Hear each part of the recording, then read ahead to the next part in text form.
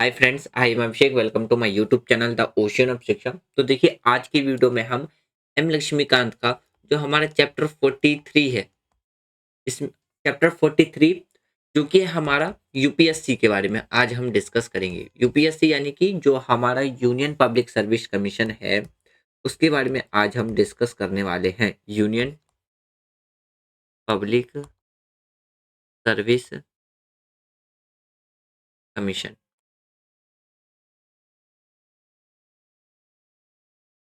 Commission के बारे में आज हम डिस्कस करेंगे। साथ साथ में देखिए, हम यूपीएससी के साथ साथ स्टेट लेवल पे जो पब्लिक सर्विस कमीशन है उसके बारे में भी हम डिस्कस करेंगे। यानी कि आज की वीडियो में हम दो टॉपिक जो कि एक कॉन्स्टिट्यूशनल बॉडी है उसके बारे में हम डिस्कस करेंगे। अब देखिए, कॉन्स्टिट्यूशनल बॉडी यानी कि जो हमारा एम लक्ष्मीकांत का भी जो पार्ट चल रहा है वो चल रहा है कॉन्स्टिट्यूशनल बॉडी। कॉन्स्टिट्यूशनल बॉडी का मतलब है जो बाकायदा आपको संविधान के अंदर देखने को मिल जाएगा। कॉन्स्टिट्यूशनल बॉडी यानी कि जो संविधान के अंदर पहले से ही मेंशन है, या आप इसको कह सकते हो संवैधानिक बॉडी या संवैधानिक पद के तौर पे आप काउंट करके भी कह सकते हो। यानी कि ये समझिए कि अगर हम यूपीएससी की बात करते हैं या स्टेट पब्लिक सर्विस कमीशन की बात करते हैं, तो आज के टाइम पे जैसे कि बहुत से स्टूडेंट का ड्रीम होता है कि वो यूपीएससी जैसे एग्जाम को क्रैक करके, या हम बात करते हैं पीसीएस जैसे एग्जाम को क्रैक करके वो अपनी ड्रीम जॉब की सर्विसेज देना चाहते हैं, आईएएस आईपीएस की। आप मुखर्जी नगर चले जाएं या करोल बाग के साइड चले जाएं, ओल्ड राजेंद्र नगर के साइड चले जाएं, तो यहाँ पे आपको लाखों करोड़ों संख्या में आपको स्टूडेंट दिख जाएंगे जो कि सिविल सर्विस एग्जामिनेशंस की या किसी भी स्टेट पब्लिक सर्विस कमीशन की तैयारी करते हुए नजर आएंगे। तो आज हम उसी के बारे में डिस्कस करेंगे कि आखिर यूपीएससी है क्या, पब्लिक सर्विस कमीशन क्या है, कॉन्स्टिट्यूशनल बॉडी में कॉन्स्टिट्यूशन के अंदर में क्या बात रखी गई है, कंपोजिशन, फंक्शन या रोल, जो भी चीजें हैं, दायित्व क्या होता है, सब आज हम दोनों के बारे में डिस्कस करेंगे। यानी कि इसमें आज की वीडियो में आपका यूपीएससी भी कंप्लीट हो जाएगा और जो अगला चैप्टर था, अगला चैप्टर है स्टेट पब्लिक सर्विस कमीशन, वो दोनों कंप्लीट हो जाएगा।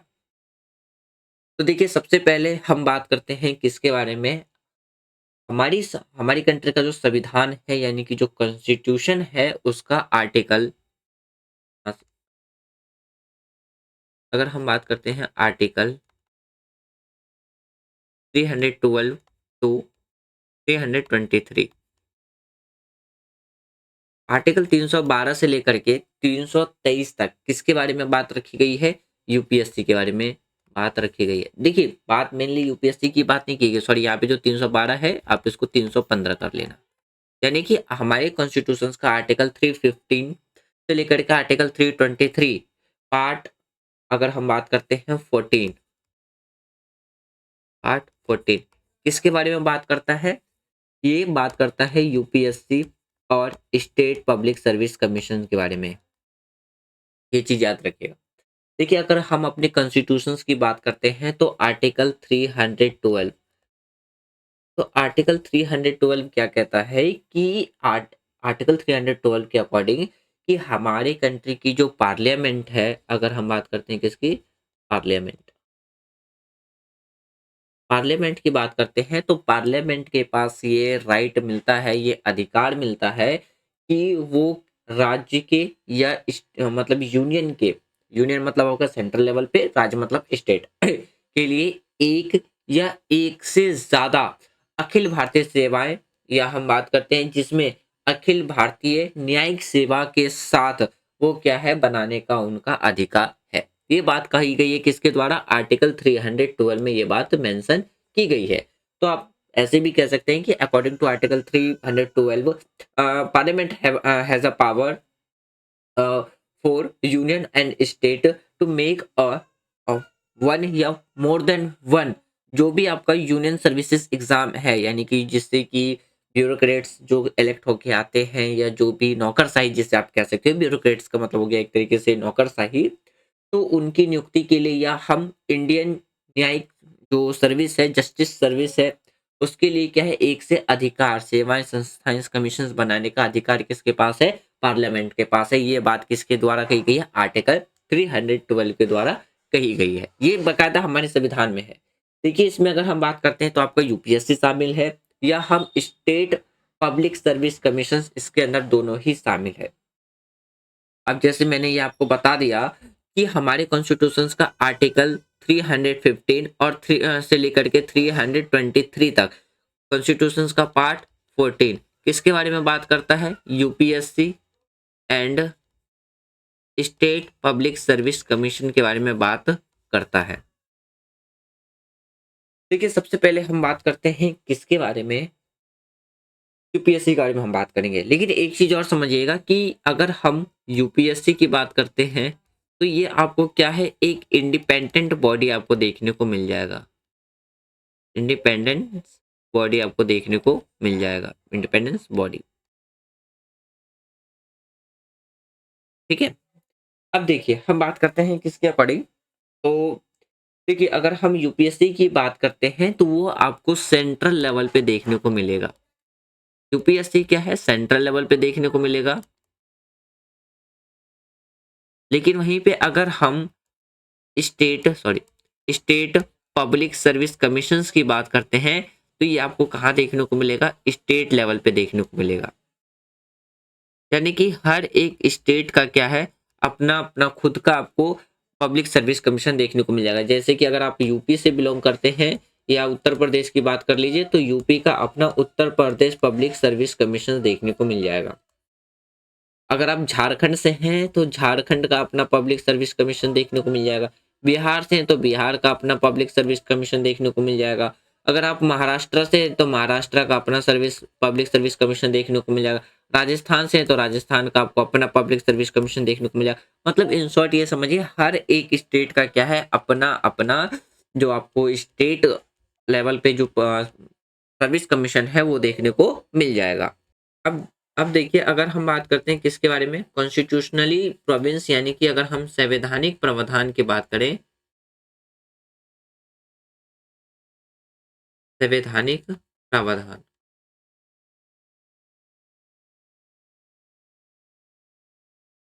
यानी कि जिसे आप कह सकते हो कॉन्स्टिट्यूशनली प्रोविंस। तो देखिए इसमें अगर हम बात करते हैं सबसे पहले आर्टिकल 315, या आप इसको कह सकते हो, हम बात करते हैं अनुच्छेद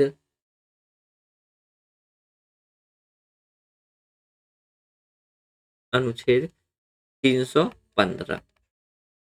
तो आर्टिकल 315 अनुच्छेद 315 में क्या बात कहा गया है कि जो आपका यूपीएससी है या स्टेट पब्लिक सर्विस कमीशन है, ये राज्य के हेतु क्या करना, उसका कंपोजिशन देखने को मिल जाएगा। कंपोजिशंस का मतलब होता है एक तरीके से गठन,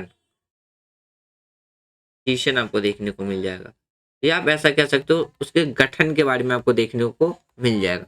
ये बात रखी गई है किसमें? आर्टिकल 315 में। फिर देखिए आर्टिकल 316 में क्या कहा गया है? आर्टिकल 316 अनुच्छेद 316 में क्या गया कि यूपीएससी के साथ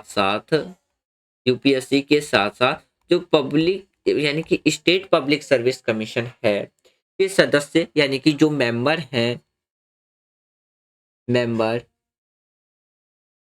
और जो चेयरपर्सन है उनकी अपॉइंटमेंट की बात रखी गई है, यानी कि उनकी नियुक्ति की बात रखी गई है। नियुक्ति की बात रखी गई है कि किस तरीके से उनकी नियुक्ति की जाएगी, अपॉइंटमेंट किया जाएगा, और उनका कार्यकाल, कार्यकाल का मतलब है टेनवर, कार्यकाल के बारे में बात रखा गया है। आर्टिकल 300 अगर हम बात करते हैं 17 में, 317, तो आर्टिकल 317 क्या कहता है? सिविल सर्विस एग्जामिनेशंस के बारे में, यानी कि यूपीएससी के बारे में, स्टेट पब्लिक सर्विस कमीशन के बारे में, कि दोनों के सदस्य को हटाना, यानी कि रिमूवल आप कह सकते हो, रिमूवल, या हम रिटायरमेंट की बात करते हैं तो वो किस में रखी गई है? आर्टिकल 317 में रखी गई है। आर्टिकल 318 की बात करते हैं तो आर्टिकल 318 में आपको क्या देखने को मिलेगा कि जो कमीशन के जो मेंबर हैं उन, या हम उनके बात करते हैं जो भी वर्कर है, कर्मचारी हैं, वो सेवा की जो शर्तें हैं उसके नियम को बनाने की जो शक्ति है वो किसके अंदर देखने को मिलेगा? आर्टिकल 318 के अंदर आपको देखने को मिल जाएगा। आर्टिकल 319 की बात करते हैं। देखिए आर्टिकल 319, तो आर्टिकल 319 की बात करते हैं तो जो कमीशन है, कमीशन के सदस्य के द्वारा या सदस्य ना रहने पर पद का यानी कि जो पोस्ट है धारण करने का जो आपको प्रतिषेध देखने को मिल जाएगा, वो ये सारी बातें किस में रखी गई हैं? तो आर्टिकल 319 में रखी गई। आर्टिकल 320 की बात करते हैं तो आर्टिकल 320 में बात रखी गई है किसके बारे में? कि जो लोक सेवा आयोग है उसके कार्यों को एक्सप्लेन यानी कि उसके फंक्शन को एक्सप्लेन किया गया है, या उनके जो फंक्शंस के साथ साथ या कह सकते हो उनका जो वर्क है, उनका जो कार्य है, उनको क्या है एक्सप्लेन किया गया है आर्टिकल 320 में। आर्टिकल 321 में क्या कहा गया है? तो आर्टिकल 321 में जो लोक सेवा आयोग है के कार्यों को डीपली एक्सप्लेन यानी कि आप ये भी कह सकते हो कि आर्टिकल 321 में यहाँ पे बता देता हूँ। आर्टिकल 321 में क्या है? इनके फंक्शन, डीपली फंक्शन और इनके पावर को क्या है एक्सप्लेन किया गया है। और आर्टिकल 322 की बात करते हैं तो आर्टिकल 322 में लोकसभा की जो सैलरी है, ये जो अलाउंसेस है उसके बारे में बात की गई है। और आर्टिकल 323 में कि जो लोक सेवा आयोग है की जो रिपोर्ट है उसके बारे में बात की गई है कि हर साल वो क्या करते हैं, अपनी रिपोर्ट वो प्रेसिडेंट के पास जो भी वो काम करते हैं तो उस काम को लेकर के वो अपनी एक रिपोर्ट तैयार करके प्रेसिडेंट को वो सबमिट करते हैं हर साल। तो उसके रिगार्डिंग में बात किसके अंदर रखी गई है? तो ये रखा गया है आर्टिकल 323 में। तो अब आपको पता चल गया कि 8 जो आर्टिकल है यानी कि आर्टिकल 315 से लेकर के आर्टिकल 323 तक, तो ये 8 आर्टिकल हैं, ये किसके बारे में बात रखी गई है? यूपीएससी एंड पीसीएस के बारे में बात रखी गई है, बात कही गई है। तो इसीलिए इसे हम कहते हैं कि जो हमारा लोक सेवा आयोग है, सिविल सर्विस एग्जामिनेशन है, public service exam, state public service commission है, तो ये आपका क्या है? एक कॉन्स्टिट्यूशनल बॉडी है। अब हम सबसे पहले डिस्कस करेंगे यूपीएससी के बारे में। आखिर है क्या ये यूपीएससी, जिसके पीछे लाखों लोग दीवाने हैं? यानी कि हम बात करेंगे संघ लोक सेवा आयोग।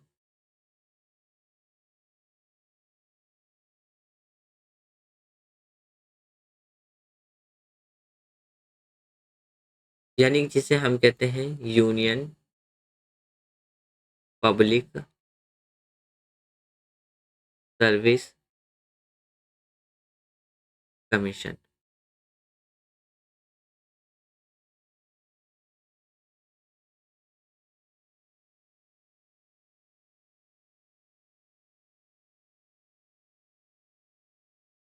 Part 14, article 315 to 323।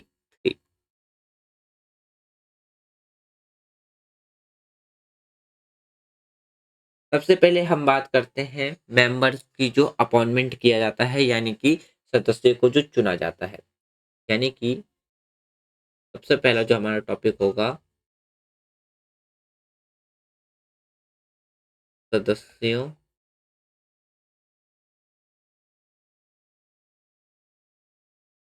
की नियुक्ति।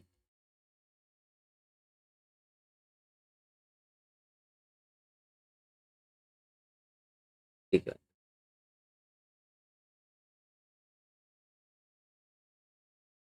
देखिए देखिए अगर हम अपॉइंटमेंट की बात करते हैं तो ये जो अपॉइंटमेंट है वो किसके द्वारा किया जाता है? प्रेसिडेंट के द्वारा अपॉइंटमेंट किया जाता है इनके मेंबर्स की। तो इनके मेंबर्स में कौन कौन रहते हैं इसमें? एक तो आपको यूपीएससी के चेयरपर्सन देखने को मिल जाएंगे,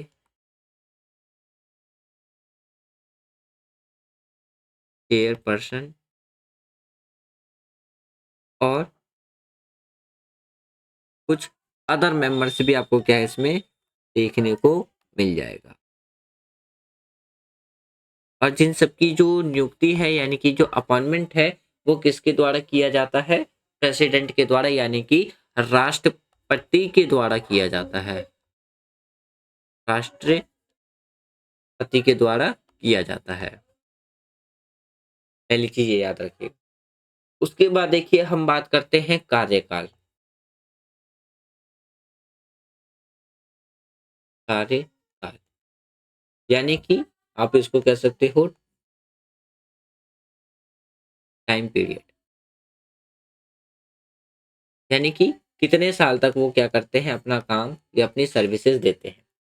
तो एक चीज याद रखिएगा कि अगर हम इनके कार्यकाल की बात करते हैं, यूपीएससी के जो चेयरपर्सन होते हैं या जो कुछ अदर मेंबर्स होते हैं, तो उनको 6 साल की सर्विस यानी कि 6 ईयर, छह यानी कि 6 साल की अवधि तक के लिए टाइम पीरियड के लिए वो अपना सर्विस देते हैं। या इसमें कंडीशंस ये भी रखी गई है, या तो वो 6 साल तक अपनी सर्विसेज देते हैं, या अगर उनकी एज 65 ईयर है यानी कि 65 साल से ज्यादा वो नहीं होने चाहिए, यानी कि वो 65 वर्ष की आयु तक हो, उससे पहले तक वो क्या कर सकते हैं, पद पे रह सकते हैं। यानी कि एक एग्जाम्पल के तौर पे ये समझिए, मान लीजिए कि ये कोई एक एक्स पर्सन है जो कि मेंबर है, चेयरपर्सन है या अदर मेंबर है यूपीएससी का। तो या तो अगर उसकी एज कितनी है 59 है, तो वो क्या करेगा, 6 साल तक अपनी सर्विस देगा। यदि उसकी एज मान लीजिए 63 है, तो 65 होने के बाद वो क्या हो जाएगा, रिटायर्ड हो जाएगा। तो दो कंडीशन रखी गई, या तो वो अपनी सर्विस 6 साल तक दे सकता है, या वो अपनी जो सर्विस है वो 65 की एज तक में क्या है दे सकता है।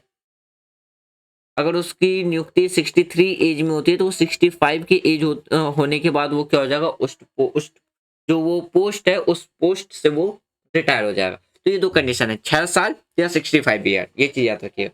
अब देखिए अगर हम बात करते हैं, एक चीज और इसमें याद रखिएगा कि जो मेंबर होते हैं उन्हें दोबारा नियुक्त नहीं किया जा सकता है एज अ चेयरपर्सन। यानी कि यदि किसी व्यक्ति को जो एक बार ऑलरेडी यूपीएससी का मेंबर रह चुका है, यूपीएससी कमीशन यानी कि जो यूनियन पब्लिक सर्विस कमीशन है उसका मेंबर रह चुका है, और उसके बाद वो अपना टेन्योर कंप्लीट करने के बाद यानी कि टाइम पीरियड कंप्लीट करने के बाद उसे दोबारा से री अपॉइंट नहीं किया जा सकता है, ये चीज याद रखिएगा। यानी कि जो री अपॉइंट की बात करते हैं तो उसे री अपॉइंट नहीं किया जा सकता है। फिर आप बात करते हैं रेजिग्नेशन या त्याग पत्र के बारे में। यदि हम बात करें कि लोक सेवा आयोग यानी कि जो यूपीएससी कमीशन है, उसका कोई भी सदस्य अगर रिजाइन देता है, त्याग पत्र देता है, तो वो किसको देगा, प्रेसिडेंट को देगा। किसको, प्रेसिडेंट को। किसको देगा वो, प्रेसिडेंट को देगा अपना रेजिग्नेशन लेटर, या हम कहते हैं त्याग पत्र। त्याग पत्र। फिर उसके बाद देखिए हम बात करते हैं जो सदस्यों का जो किस तरीके से रिमूवल किया जाता है, यानी कि अगर हम निष्कासन की बात करते हैं, निष्कासन का मतलब निकल के आता है आपका रिमूवल। रिमूवल या आप इसको बात कर लो निलंबन भी जिसे हम कहते हैं हिंदी में, निलंबन। तो देखिए अगर हम बात करते हैं जो लोक सेवा आयोग की जो अध्यक्ष है, अध्यक्ष का मतलब है यानी कि जो यूपीएससी के जो चेयर पर्सन है, chair person.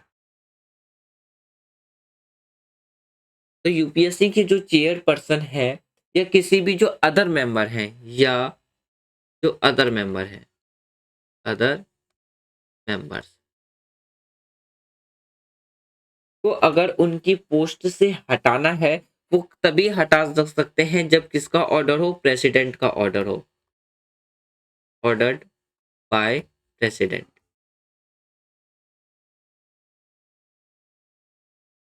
Ordered by president यानी कि जब राष्ट्रपति के द्वारा क्या है आदेश दिया जाता है। राष्ट्रपति क्या करते हैं, जब आदेश देते हैं, राष्ट्रपति के आदेश पर।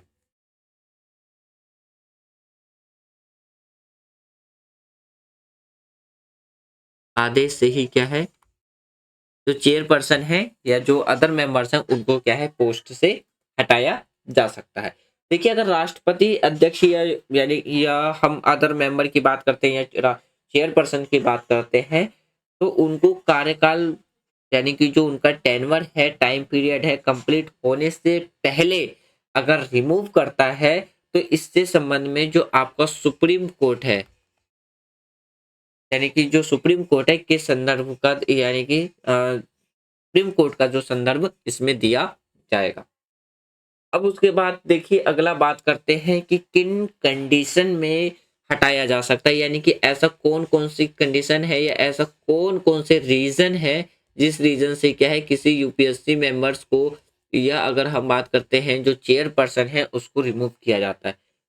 पहला रीजन है यदि उसे क्या है दिवालिया घोषित कर दिया जाए यानी कि मेंटलिटी नॉट गुड उसको क्या है डिक्लेयर किया जाता है। पहला रीजन दिवालिया घोषित। दूसरा रीजन है कि वो यदि वो अपने कार्यकाल के टाइम पे यानी कि अपने टाइम पीरियड पे वो क्या है किसी बाहर जगह पे क्या करता है दूसरे पोस्ट पे रह करके काम करता है तो इस कंडीशन में भी क्या है तो चेयरपर्सन को या अदर मेंबर्स को उनकी पोस्ट से हटाया जा सकता है। दूसरा पॉइंट आप ये लिख सकते हैं कि अपने कार्यकाल के दौरान अपने कार्यकाल के दौरान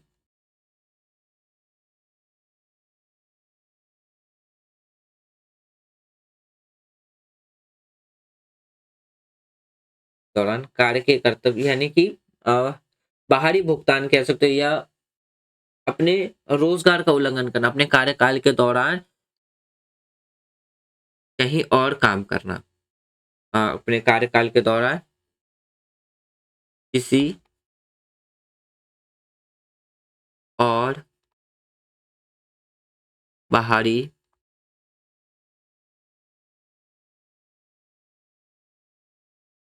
पद पर काम करना। तो एक तो इस कंडीशन से भी हटाया जा सकता है। तीसरा जो तीसरा रीजन है कि राष्ट्रपति की एडवाइस पे यानी कि अगर मानसिक या शारीरिक यानी कि फिजिकली और मेंटलिटी के अगर वो फिजिकली या मेंटलिटी ठीक नहीं है उसकी हेल्थ ठीक नहीं है गुड है यानी कि मेंटलिटी गुड फिट नहीं है तो उस कंडीशंस पे भी क्या है हटाया जा सकता है। तो तीसरा कारण में आप क्या लिख सकते हैं राष्ट्रपति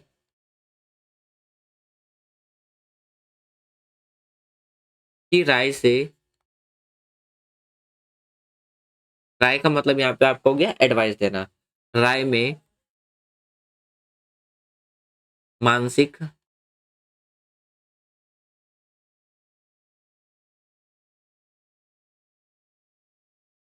या शारीरिक की दुर्बलता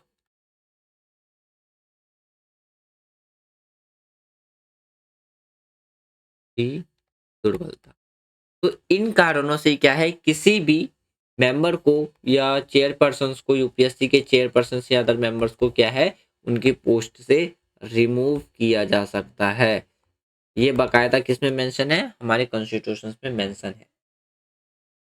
अब देखिए अगर हम बात करते हैं किसके बारे में कि जो सर्विस है सर्विस की कुछ शर्तें हैं जो कि अगर हम बात करते हैं जैसे कि यूपीएससी के मामले में भारत के राष्ट्रपति के पास कुछ शक्तियां होती हैं। जैसे अगर हम बात करते हैं जो आयोग की जो सदस्य है उनकी संख्या और उनकी सेवा की जो शर्तें हैं उसको निर्धारित करना।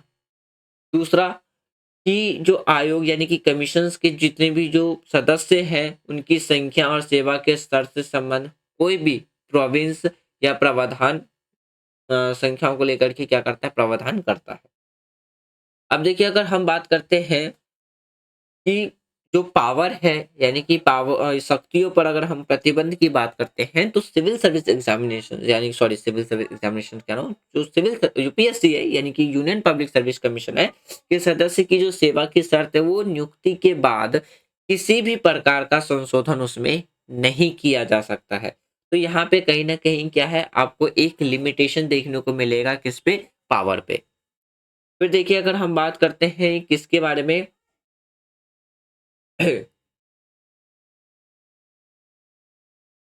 देखिए अगर हम उसके बात करें एक किसके बारे में कि जो यूपीएससी है, इसके फंक्शन के बारे में, उसके लिए हम अगले पेज पे चलते हैं। देखिए अगर हम बात करते हैं यूपीएससी का जो फंक्शन है,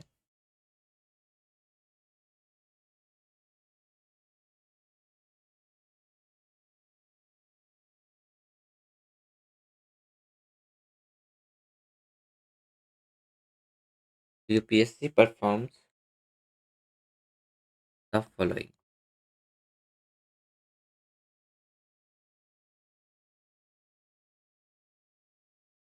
यानी कि यूपीएससी के कुछ फंक्शन आपको देखने को मिल जाएँगे। अब वो फंक्शन आपको क्या-क्या देखने को मिलेगा, तो आप ये समझ सकते हैं ऐसे कि देखिए सबसे पहले अगर हम बात करते हैं तो ये कंडक्ट करता है एग्ज़ामिनेशन, कंडक्ट्स एग्ज़ामिनेशन।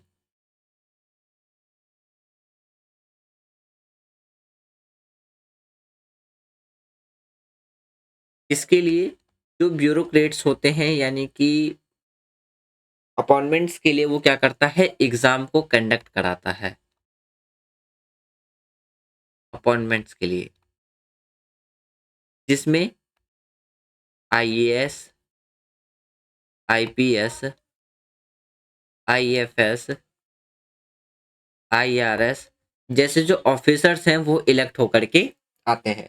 तो देखिए ये जो एग्ज़ाम कंडक्ट कराता है वो किस-किस के लिए कराता है? सबसे पहला एग्ज़ाम कंडक्ट कराता है वो all India services.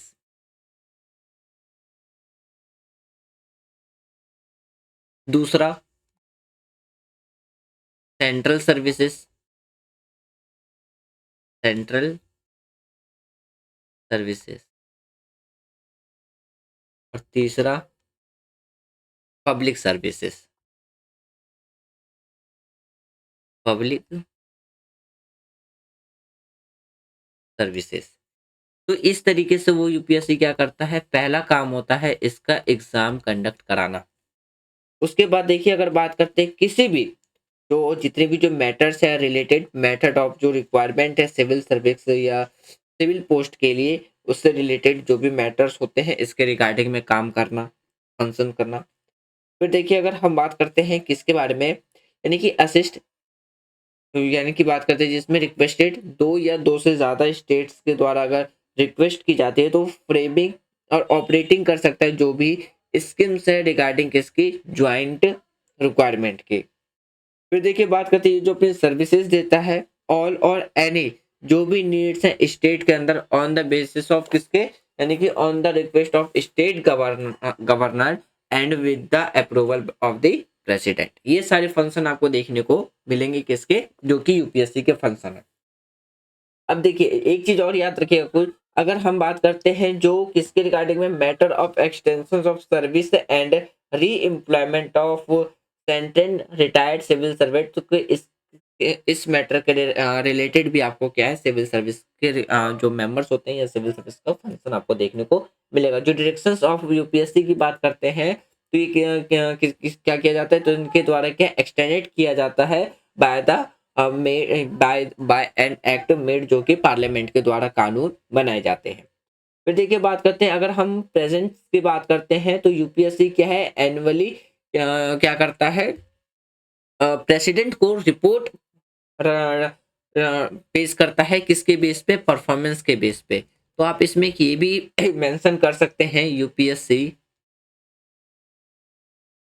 Present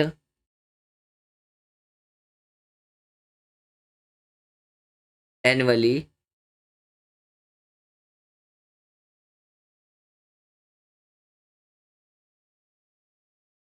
to the president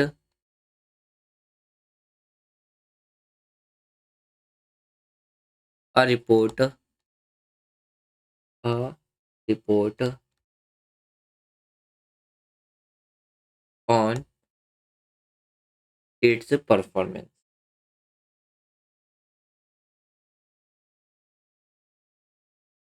performance यानी कि वो परफॉर्मेंस के बेस पे क्या करता है, प्रेसिडेंट को रिपोर्ट पेश करता। प्रेसिडेंट प्लेस दिस रिपोर्ट को वो क्या करता है, वो हाउसेस में यानी कि पार्लियामेंट में ले जाकर के उसको प्रस्तुत करता है। कहाँ पे, तो पार्लियामेंट। तो ये कुछ फंक्शन देखने को मिलेगा जो कि किसका है, यूपीएससी का ये फंक्शन आपको देखने को मिलेगा।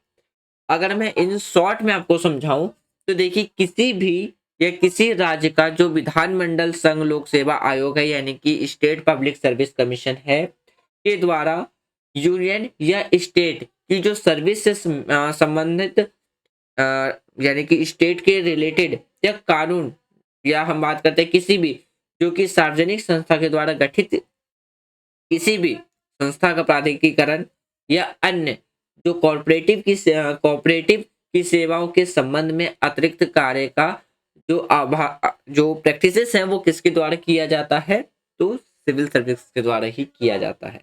अब इनकी अगर हम बात करते हैं किसके बारे में, जो इन्हें अलाउंसेस दिए जाते हैं यानी कि इन्हें जो भी सैलरी दिए जाते हैं या जिसे हम कहते हैं वह, यानी कि जो भी इनको पेड किया जाता है, पैसे तनख्वाह दी जाती है, वो कहाँ से दी जाती है, कॉन्सुलेटेड फंड ऑफ इंडिया से दी जाती है। देखिए यहाँ से क्वेश्चंस पूछे जा सकते हैं आपसे, तो कहाँ से दिए जाते हैं, कॉन्सुलेटेड फंड ऑफ इंडिया से निकाल करके दिया जाता है। फंड ऑफ इंडिया से निकाल के दिया जाता है। अब देखिए, अगर मैंने भी बस जस्ट थोड़ी देर अभी पहले बताया कि रिपोर्ट प्रस्तुत करना यानी कि वो क्या करते हैं, अपने परफॉर्मेंस के बेस पे प्रेसिडेंट को वो क्या करते हैं, जो रिपोर्ट है वो पेश करते हैं। अब देखिए, अगर हम इनके रोल रोल की बात करते हैं, ठीक है,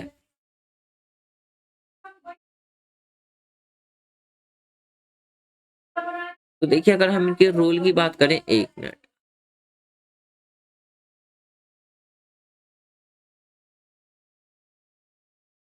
तो अगर आप इनके रोल की बात करोगे तो चार जो वॉच डॉग है तो उसमें से एक वॉच डॉग है हमारा, को क्या देखने को मिलेगा, UPSC.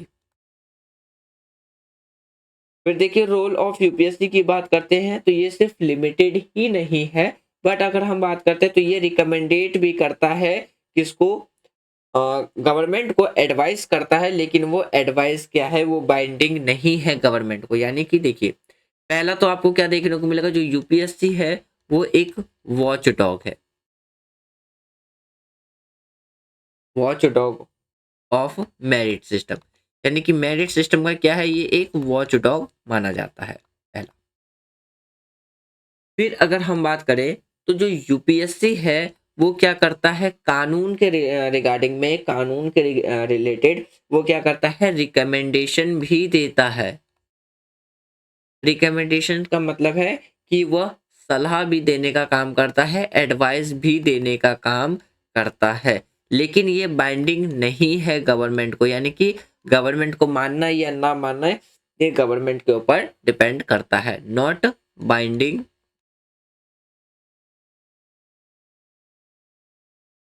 On the government. Government, तो ये गवर्नमेंट को बाइंडिंग नहीं है। उसके बाद देखिए, अगर हम emergency of central vigilance commission की बात करते हैं, जिसे हम शॉर्टकट में कहते हैं सीवीसी, तो ये कब बनाई गई थी, तो ये बनाया गया था 1964 में, जो कि बाय कानून के द्वारा बनाया गया था, जो कि अफेक्टेड रोल करता है किसके, यूपीएससी को। अगर हम बात करते हैं किस पे, तो यानी कि डिसिप्लिनरी मैटर्स, जो कि कन्फ्लिक्ट एडवाइस है, क्या है, कन्फ्लिक्ट एडवाइस है। तो फिर एक चीज ये भी देखिएगा कि जो आपका अगर हम बात करते हैं किसके बारे में, सीबीसी, तो सीबीसी क्या है, आपका एक एग्जीक्यूटिव बॉडी थी, एग्जीक्यूटिव बॉडी था, लेकिन उसको 2003 में इसको क्या बना दिया गया, स्टैच्यूटरी बॉडी बना दिया गया। यानी कि अक्टूबर 2003 में इसको क्या बना दिया गया, स्टैच्यूटरी बॉडी बना दिया गया।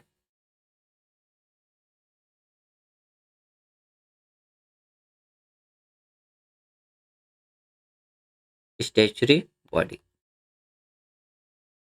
लेकिन वहीं पे अगर आप यूनियन पब्लिक सर्विस कमीशंस की बात करो तो ये आपका क्या है, कॉन्स्टिट्यूशनली एंड इंडिपेंडेंट बॉडी आपको देखने को मिल जाएगा। इंडिपेंडेंट।